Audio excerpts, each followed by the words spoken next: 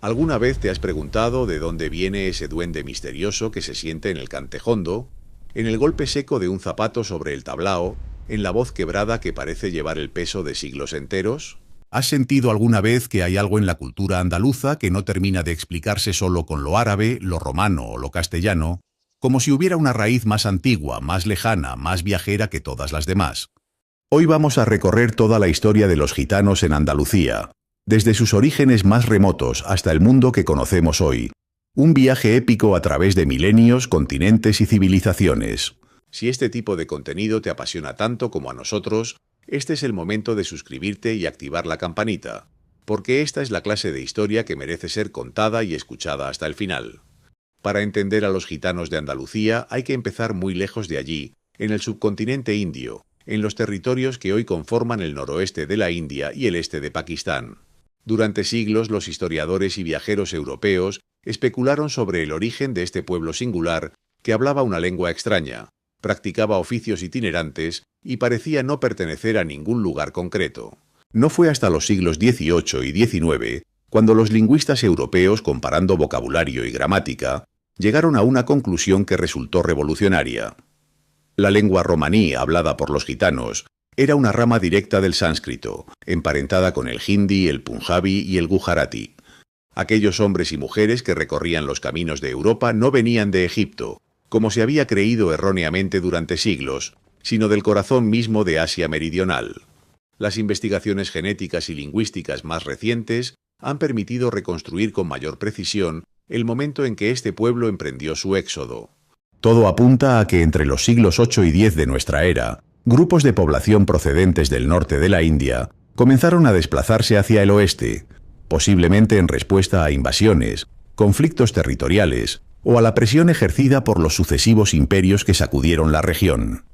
Estos grupos no emigraron de golpe ni de forma organizada, sino en oleadas sucesivas a lo largo de generaciones, avanzando lentamente a través de Persia, Armenia y los territorios del Imperio bizantino.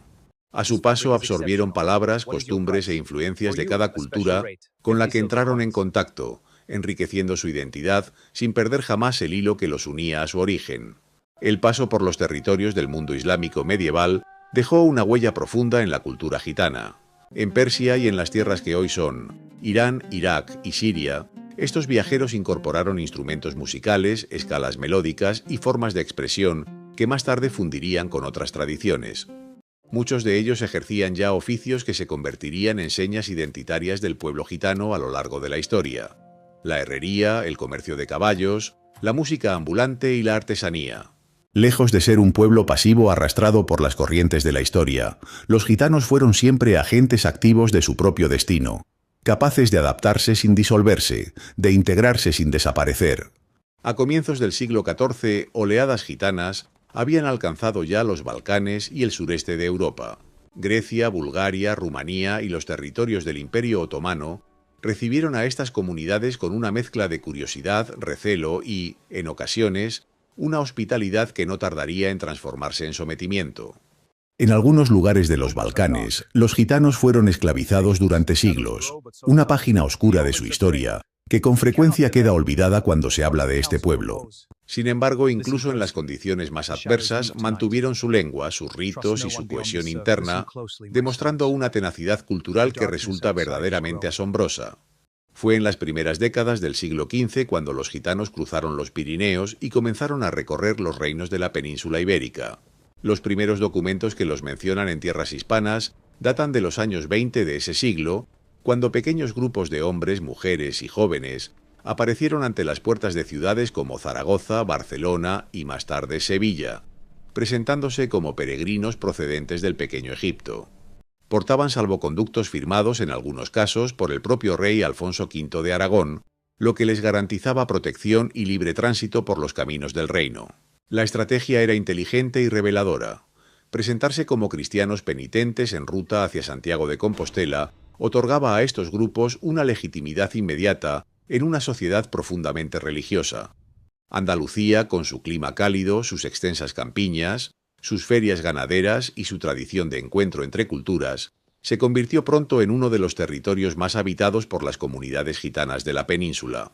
Sevilla, con su bullicioso puerto y su mezcla permanente de gentes llegadas de todos los rincones del mundo conocido, fue una de las primeras ciudades en albergar barrios y asentamientos gitanos estables.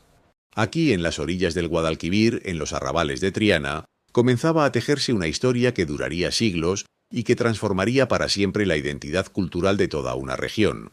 Este primer encuentro entre el pueblo gitano y las tierras andaluzas no fue solo el inicio de un asentamiento, sino el comienzo de una fusión lenta, compleja y extraordinariamente fértil que el mundo entero reconocería siglos después. Cuando los primeros grupos gitanos cruzaron los caminos de Andalucía a mediados del siglo XV, la península ibérica era un mundo en plena ebullición. Los reinos cristianos avanzaban implacablemente hacia el sur en su larga campaña de reconquista. Las ciudades crecían al ritmo del comercio y la fe, y la convivencia entre culturas distintas era, al mismo tiempo, una realidad cotidiana y una tensión permanente. En este escenario extraordinariamente complejo, los gitanos encontraron un territorio que los fascinó y que, a su vez, quedó fascinado por ellos. Sin embargo, esa fascinación inicial nunca estuvo exenta de desconfianza, y la historia de esos primeros decenios en tierras castellanas y andaluzas es, en esencia, la historia de un equilibrio siempre frágil entre la aceptación y el rechazo. Los primeros gitanos que recorrieron los caminos del Reino de Castilla se presentaban, como ya habían hecho en otros territorios europeos, como peregrinos penitentes en tránsito hacia lugares santos. Esta estrategia les abría puertas que de otro modo habrían permanecido cerradas, pues en una sociedad profundamente marcada por la devoción cristiana, la figura del peregrino gozaba de una protección casi sagrada. Los salvoconductos que portaban, firmados por nobles o por el propio monarca, les garantizaban alojamiento, limosna y libre circulación. Durante las primeras décadas, muchas comunidades gitanas se movieron con relativa libertad entre las ciudades y ferias de Andalucía, Castilla y Aragón, estableciendo contactos comerciales y culturales que irían tejiendo poco a poco los primeros lazos con la sociedad local. La vida cotidiana de estos grupos giraba en torno a una serie de oficios que los diferenciaban claramente del resto de la población sedentaria. Los hombres se empleaban como herreros itinerantes, domadores y tratantes de caballos, músicos y, en ocasiones, como soldados mercenarios al servicio de señores locales. Las mujeres, por su parte, eran conocidas por sus habilidades en la lectura del porvenir, la venta de hierbas medicinales y la confección de cestas y objetos de mimbre. Este conjunto de actividades les permitía subsistir sin depender de la tierra, lo cual era a la vez su mayor fortaleza y la fuente principal de las sospechas que despertaban. La fascinación popular por los gitanos fue, no obstante, un fenómeno real e indudable durante esos primeros años. Sus habilidades musicales, su exotismo visual y la supuesta capacidad de algunas mujeres para leer el destino los convertía en presencias esperadas y bienvenidas, en ferias, mercados y celebraciones populares. Las crónicas de la época mencionan con frecuencia la admiración que despertaban sus danzas y la destreza de sus herreros. En ciudades como Sevilla y Jerez de la Frontera, los gitanos comenzaron a integrarse en los márgenes de la vida urbana, ocupando arrabales y barrios periféricos donde podían mantener sus costumbres sin interferir demasiado con el orden establecido.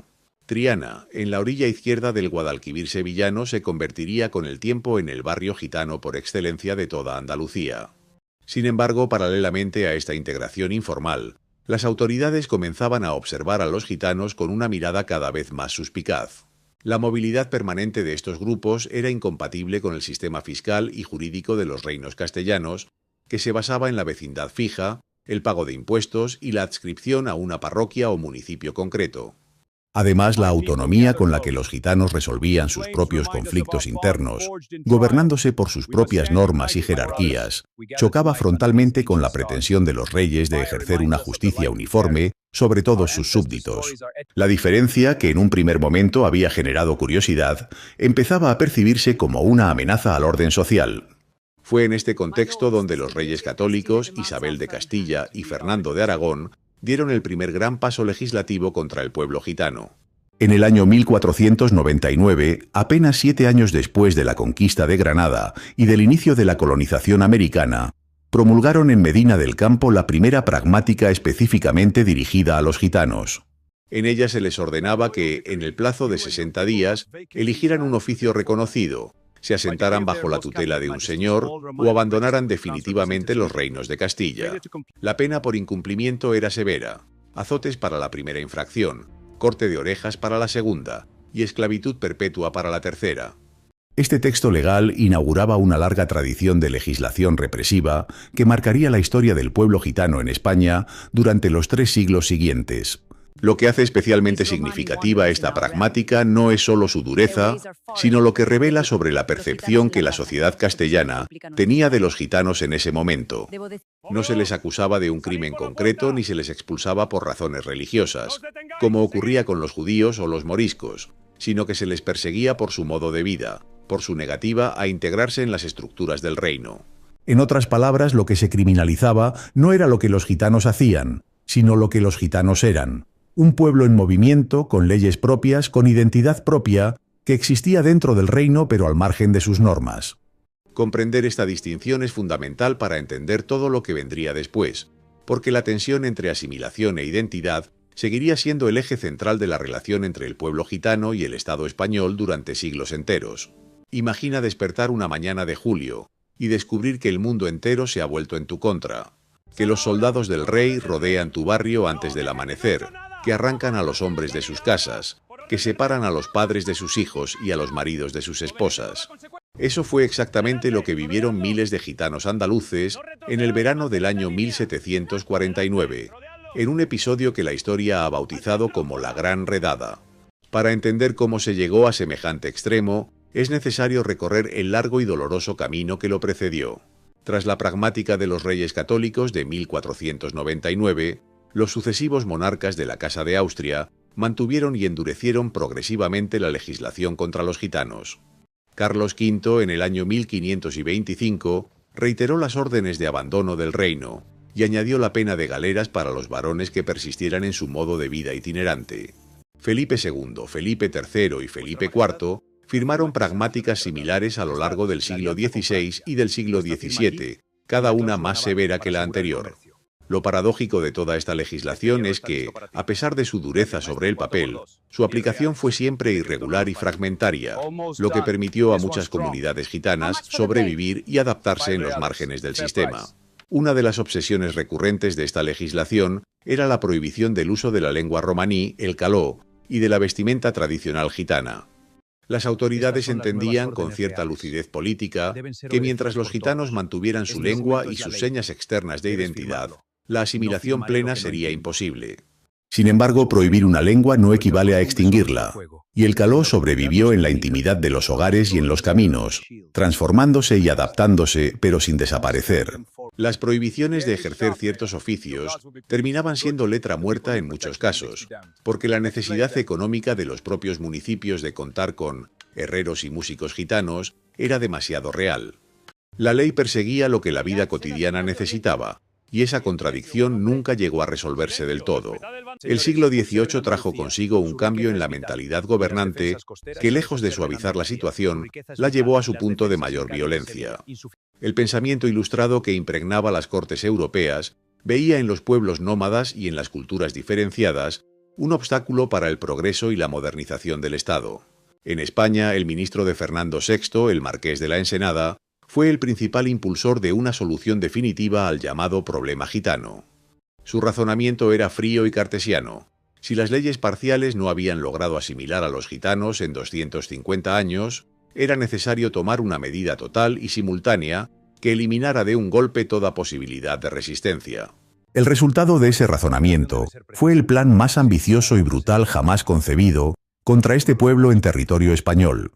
En la madrugada del 30 de julio del año 1749, en una operación coordinada con una precisión militar extraordinaria, las autoridades reales ejecutaron redadas simultáneas en casi todos los municipios de España. El objetivo declarado era capturar a la totalidad de la población gitana del reino, sin excepción de edad ni de sexo. Los hombres en edad de trabajar serían enviados a los arsenales de la Marina Real, a trabajar como forzados en los astilleros de Cartagena, La Carraca y el Ferrol. Las mujeres y los jóvenes serían recluidos en hospicios y casas de corrección, separados de sus maridos y padres, con la intención explícita de que las nuevas generaciones crecieran sin conocer la cultura gitana. Se trataba, en términos modernos, de un plan de asimilación forzada a través de la destrucción de la unidad familiar y la extinción cultural programada. Andalucía fue una de las regiones más golpeadas por la redada, precisamente porque albergaba algunas de las comunidades gitanas más numerosas y asentadas de toda la península. En Sevilla, en Granada, en Cádiz y en Jerez, las detenciones fueron masivas y violentas.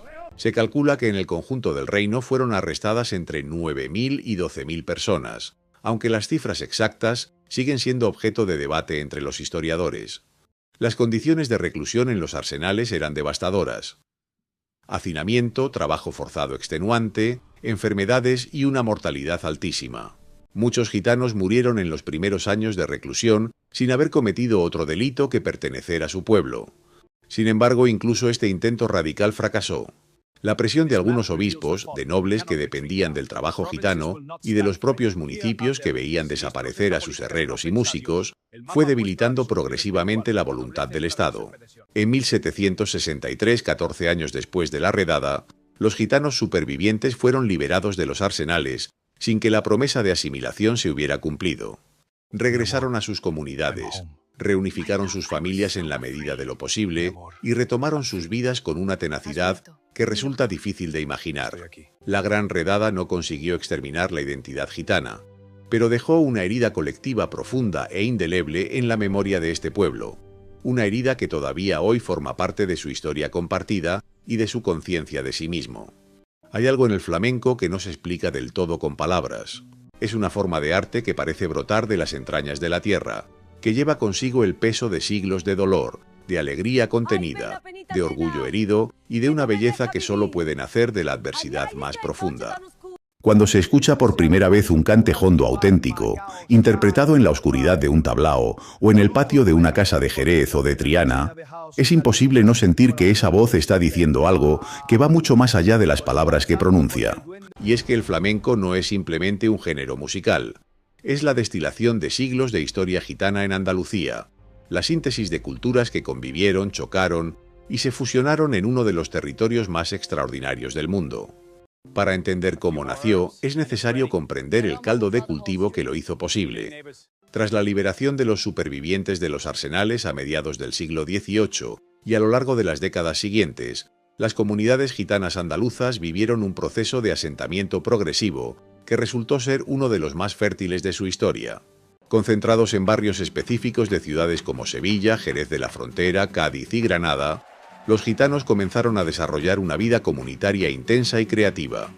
La proximidad forzada con otras comunidades marginadas creó un espacio de intercambio cultural sin parangón, entre gitanos, descendientes de moriscos, jornaleros andaluces y marineros llegados por el puerto de Cádiz. En ese espacio nació el flamenco, no como invención de un único pueblo, sino como el fruto de una convivencia tan tensa como extraordinariamente creativa.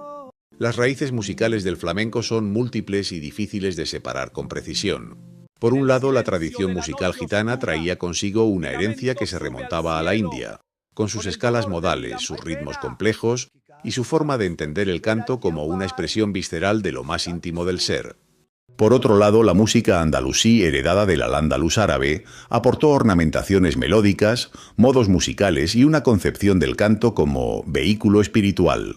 A ello se sumó la influencia de la música litúrgica cristiana, los ritmos africanos llegados a través del comercio esclavista por el puerto de Cádiz, y la rica tradición de coplas y romances de la España popular.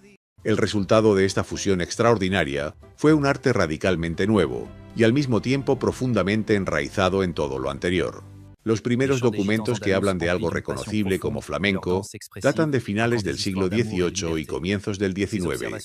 Las descripciones de viajeros extranjeros que visitaban Andalucía en esa época mencionan con frecuencia el impacto perturbador de los cantos gitanos, su carácter desgarrador y su extraña capacidad para conmover incluso a quienes no entendían las palabras. Los palos más antiguos del flamenco, como la soleá, la seguirilla y la toná, llevan impresa la marca de la experiencia histórica gitana con una claridad que resulta conmovedora. La seguirilla en particular ha sido descrita por los propios cantaores como un grito ante la muerte, un lamento ante la injusticia y una afirmación de la dignidad humana frente a la adversidad.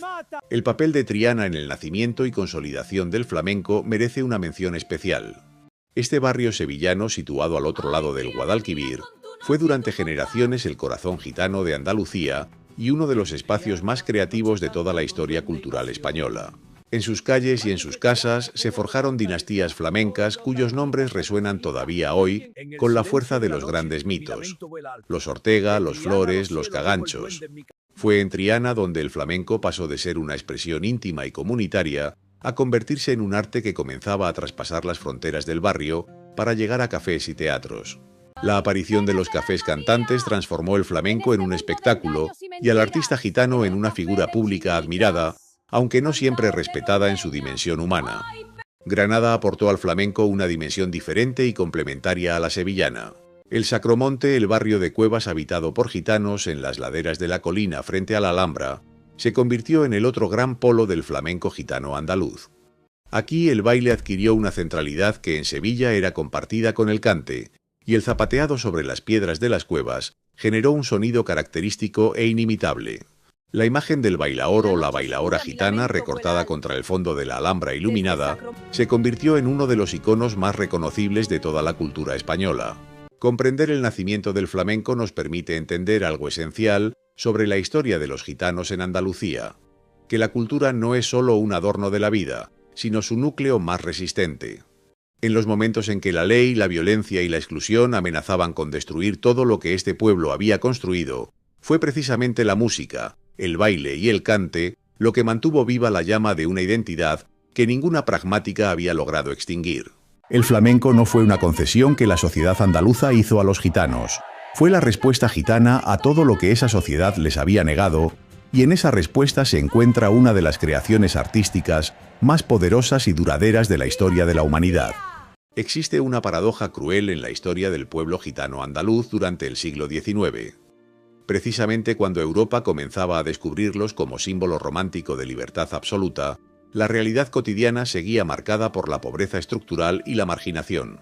Mientras los viajeros románticos llegaban desde Francia, Inglaterra y Alemania en busca del gitano idealizado, los gitanos reales de Triana luchaban cada día por sobrevivir en los márgenes de una sociedad que los admiraba en el escenario pero los ignoraba en la calle. Esta doble realidad, la del mito y la de la vida, definiría buena parte de la experiencia gitana a lo largo de todo ese siglo convulso y decisivo. El romanticismo europeo convirtió a Andalucía en uno de sus territorios sagrados, y al gitano andaluz en uno de sus personajes más codiciados. El escritor francés Prosper Mérimée visitó España en el año 1845 y quedó tan impresionado por lo que vio en Sevilla, que escribió una novela corta cuya protagonista, Carmen, se convertiría en uno de los personajes literarios más influyentes del siglo. La historia de esa cigarrera gitana capturó la imaginación de toda Europa y alcanzó su dimensión más universal cuando el compositor Georges Bizet la transformó en ópera en el año 1875. Carmen no era una descripción fiel de la mujer gitana andaluza real, sino una proyección de los deseos y fantasías del imaginario romántico europeo, pero su impacto en la percepción internacional del pueblo gitano fue inmenso y duradero. Paralelamente a esta idealización artística, el siglo XIX fue también el período en que el flamenco se transformó de expresión íntima y comunitaria en espectáculo profesional. La aparición de los cafés cantantes a partir de la década de 1850 creó un nuevo espacio de encuentro entre el arte gitano y el público no gitano. Figuras como Silverio Franconetti en Sevilla o el Loco Mateo en Cádiz fueron pioneros de esta profesionalización, y sus actuaciones llenaban locales en los que gitanos y payos compartían por primera vez un mismo espacio. Esta apertura tenía un precio.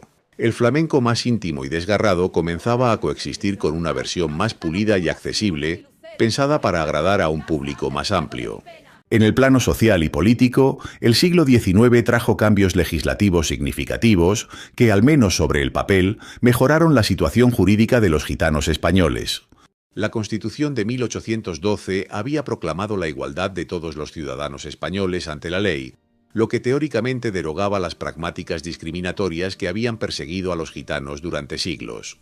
Sin embargo, la brecha entre el texto legal y la realidad cotidiana siguió siendo enorme durante décadas. La Guardia Civil, fundada en el año 1844, adoptó desde sus primeros reglamentos una actitud de vigilancia especial hacia los gitanos, a quienes se consideraba sospechosos habituales. La ecuación entre gitano y delincuente, que no tenía ningún fundamento estadístico real, se institucionalizó en las prácticas policiales de un modo que resultaría extraordinariamente difícil de erradicar. Fue en este contexto donde Federico García Lorca emergió como la figura que mejor comprendió y expresó la dimensión trágica de la experiencia gitana andaluza. Nacido en 1898 en el pueblo granadino de Fuentevaqueros, Lorca desarrolló desde muy joven una fascinación profunda y respetuosa por la cultura gitana que no tenía nada de exotismo superficial. Su romancero gitano y su poema del Cante Jondo no describían a los gitanos como personajes pintorescos, sino como portadores de una sabiduría trágica ancestral, como habitantes de un mundo en el que la belleza y la muerte convivían con una naturalidad incomprensible para la cultura burguesa. Lorca no solo admiraba a los gitanos, los consideraba depositarios de lo más auténtico y profundo del alma andaluza, y esa convicción impregnó toda su obra. La llegada de la Segunda República en 1931 abrió un breve periodo de esperanza para los sectores más marginados de la sociedad española, incluidas las comunidades gitanas. Sin embargo, la polarización política que siguió y el estallido de la Guerra Civil en julio de 1936 truncó violentamente cualquier posibilidad de progreso. El propio Lorca fue asesinado en agosto de ese mismo año por las fuerzas franquistas en las afueras de Granada, en un crimen que simbolizó de manera desgarradora la destrucción de todo lo que la República había prometido. Para las comunidades gitanas andaluzas, la guerra no fue un conflicto entre dos bandos claramente definidos, sino una catástrofe que golpeó por igual a quienes vivían en los márgenes de la sociedad. Muchos gitanos murieron en los frentes como soldados republicanos, otros fueron víctimas de la represión franquista en la retaguardia, y todos sufrieron el hambre y la miseria de una guerra que arrasó con lo poco que tenían. Comprender este período nos permite ver la profunda contradicción que ha definido durante siglos la relación entre el pueblo gitano y la sociedad andaluza. Amado en su arte y temido en su presencia, celebrado en los escenarios y perseguido en las calles. Esa contradicción, lejos de resolverse con el fin de la guerra, se perpetuaría durante las décadas siguientes bajo condiciones aún más duras, marcando el inicio de uno de los capítulos más difíciles y al mismo tiempo más transformadores de toda la historia gitana en Andalucía. Hay pueblos que la historia intenta borrar y que sin embargo permanecen. Pueblos cuya identidad ha resistido pragmáticas, redadas, guerras y décadas de silencio forzado, y que emergen una y otra vez con una vitalidad que desafía toda lógica de la supervivencia. El pueblo gitano andaluz es uno de ellos. Después de siglos de persecución sistemática, los gitanos de Andalucía llegaron al siglo XXI no como una reliquia del pasado, sino como una comunidad viva, creativa y orgullosa de una identidad que nadie ha logrado arrebatarles. Para entender cómo fue posible ese viaje, es necesario recorrer las décadas más recientes de su historia, desde la larga noche del franquismo hasta el mundo complejo y esperanzador que habitamos hoy. Los años de la dictadura franquista fueron, para las comunidades gitanas andaluzas, un periodo de enorme dificultad que se añadía a las condiciones de miseria y exclusión que ya arrastraban desde antes de la guerra. El régimen de Franco perpetuó y profundizó la marginación estructural de los gitanos, al tiempo que en Europa el holocausto gitano, conocido como el porajmos, costó la vida a entre 500.000 y 1,5 millones de personas. Las comunidades gitanas andaluzas vivían mayoritariamente en chabolas y asentamientos precarios en las periferias de las grandes ciudades, sin acceso regular a la educación, la sanidad ni los servicios básicos. La pobreza no era una circunstancia pasajera, sino una condición heredada de generación en generación, sostenida por un sistema que no ofrecía ni caminos de salida, ni voluntad política de construirlos. Fue en este contexto de dificultad extrema donde el flamenco vivió paradójicamente uno de sus momentos de mayor visibilidad internacional. El régimen franquista promovió activamente el flamenco en el exterior a través de festivales y el ballet nacional, al tiempo que lo domesticaba y folclorizaba para consumo interior. Esta apropiación institucional del flamenco generó una tensión profunda en el seno de la comunidad artística gitana. Oportunidades económicas por un lado, amenaza de pérdida de autenticidad por el otro. Figuras como Antonio Mairena libraron una batalla cultural apasionada para preservar la pureza del cante jondo frente a la comercialización, reivindicando explícitamente sus raíces gitanas. La transición democrática que siguió a la muerte de Franco en 1975 abrió una nueva etapa llena de posibilidades, pero también de retos enormes para el pueblo gitano andaluz. La Constitución española de 1978 consagró la igualdad de todos los ciudadanos ante la ley sin distinción de raza, cultura o etnia, lo que supuso un cambio jurídico fundamental respecto a siglos de legislación discriminatoria. Sin embargo, como había ocurrido ya en el siglo XIX con la Constitución de Cádiz, la distancia entre el texto legal y la realidad cotidiana siguió siendo enorme. Los gitanos andaluces continuaban siendo el grupo étnico con mayores tasas de abandono escolar, mayor desempleo y peores condiciones de vivienda de toda España, datos que reflejaban el peso acumulado de siglos de exclusión. Fue precisamente en las décadas de los 80 y los 90 cuando comenzaron a articularse por primera vez con fuerza real organizaciones y movimientos de defensa de los derechos gitanos en España. La Unión Romani y otras asociaciones comenzaron a reclamar reconocimiento explícito de la identidad gitana como parte constitutiva de la cultura española y a denunciar el antigitanismo como una forma de racismo que merecía ser nombrada y combatida. Este proceso de toma de conciencia colectiva marcó un punto de inflexión. Por primera vez, la comunidad gitana no solo resistía la presión exterior, sino que tomaba la iniciativa de definir su propio futuro en términos propios. En el ámbito cultural, el último cuarto del siglo XX y los primeros años del siglo XXI produjeron una explosión creativa que llevó el arte gitano andaluz a los escenarios y los mercados de todo el mundo. Figuras como Camarón de la Isla revolucionaron el flamenco desde dentro al fusionarlo con la rumba, el rock y otros géneros contemporáneos, demostrando que la tradición no era un museo sino un organismo vivo. Su obra y la de guitarristas como Paco de Lucía abrieron el flamenco a audiencias globales y conquistaron el respeto de músicos de todas las tradiciones, desde el jazz hasta la música clásica.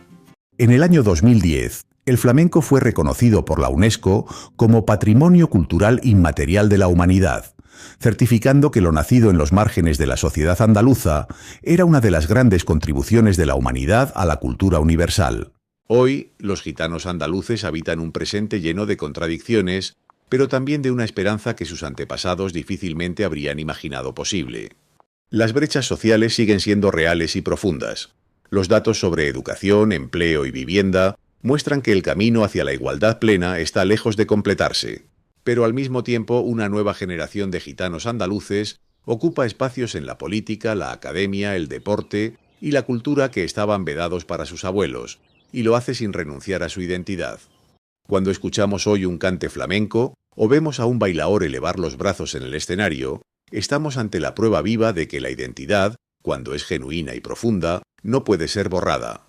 Y esa es quizás la lección más poderosa y más necesaria que la historia de los gitanos en Andalucía tiene para ofrecernos a todos.